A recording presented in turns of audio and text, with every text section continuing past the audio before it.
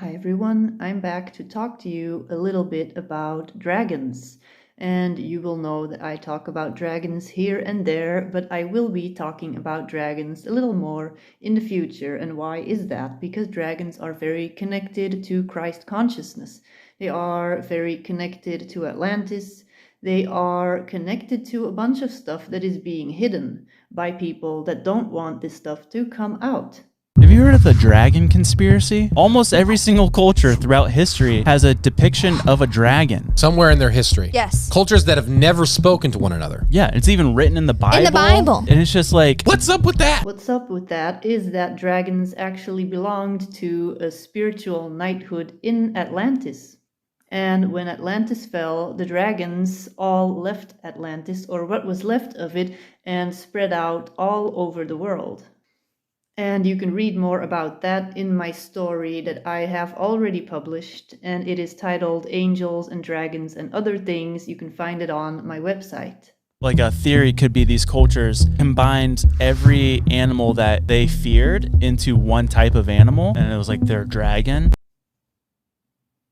Yeah, because that obviously makes way more sense than it just being an actual being that existed. Yeah. So the word dinosaur wasn't invented until 1841, and so What a dinosaurs fun fact to pull out of your pocket right Absolutely, because most people don't even realize that the term dinosaurs is really not that old yet.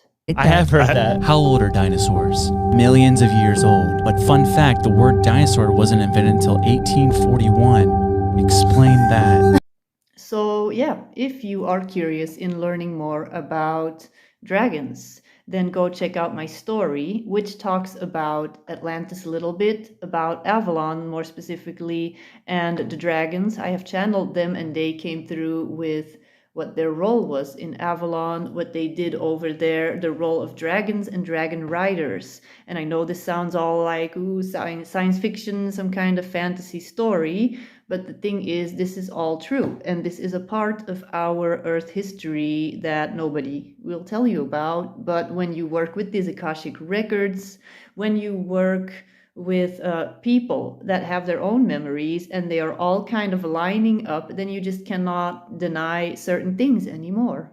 And I will also be writing a second story that is more about how the dragons came to Earth from other star systems, why they came here, and also what happened after Avalon, what happened during the Middle Ages, and the true erased history of dragons that is actually like completely got flipped around.